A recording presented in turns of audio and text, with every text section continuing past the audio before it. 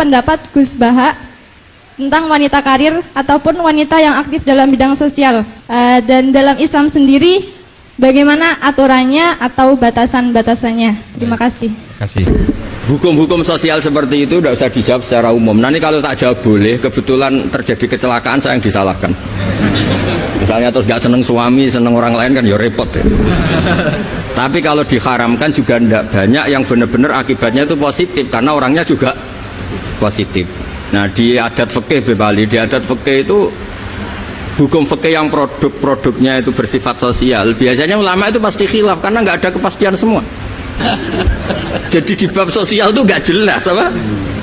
Masya Allah. Pernah ada cerita Sayyidah Khadijah, perempuan saudagar, perempuan kaya, sukses. Bahkan ada cerita perempuan yang luar biasa, suaminya itu nggak bener sama sekali. Asia punya suami nggak bener, dia tetap jadi orang baik. Ada yang suaminya orang baik, tetap dia nggak karu-karuan, istrinya Nabi Nuh. Itu bukti kalau masalah sosial itu tidak usah dibakukan. Nah, jadi kalau ditanya orang, Gus saya ini perempuan cantik, saya anaknya orang nggak punya, saya harus kerja di mana? Saya mesti fatwanya tunggal.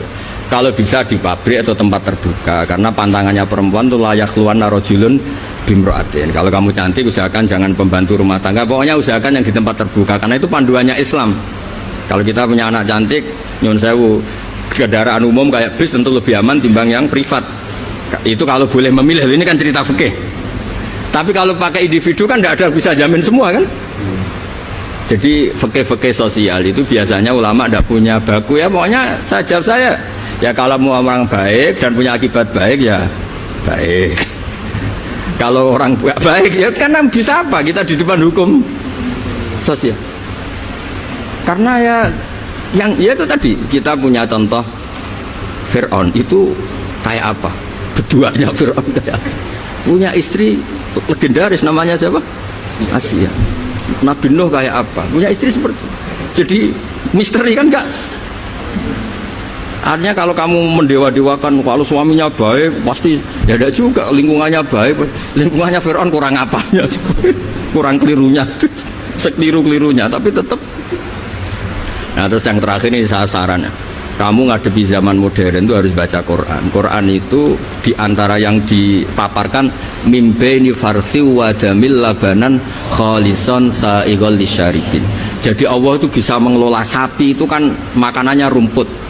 Di tubuh sapi itu ada darah, ada kotoran, tapi sapi bisa melahirkan susu. Itu kata ulama-ulama, apapun rusaknya zaman, sebetulnya gesekan-gesekan di alam nyata ini ada kotoran, ada darah. Kalau kamu orang baik pasti tetap jadi labanan kholison, tidak usah putus asa. Apapun zaman ini kita harus tetap jadi labanan kholison. Padahal mimbaini farteu wadamin, antara itu bukti bahwa kita tidak boleh putus asa. Sekarang zaman tidak kayak dulu, tidak kayak zaman Wali Songo. Zaman sekarang pun masih ada bagi.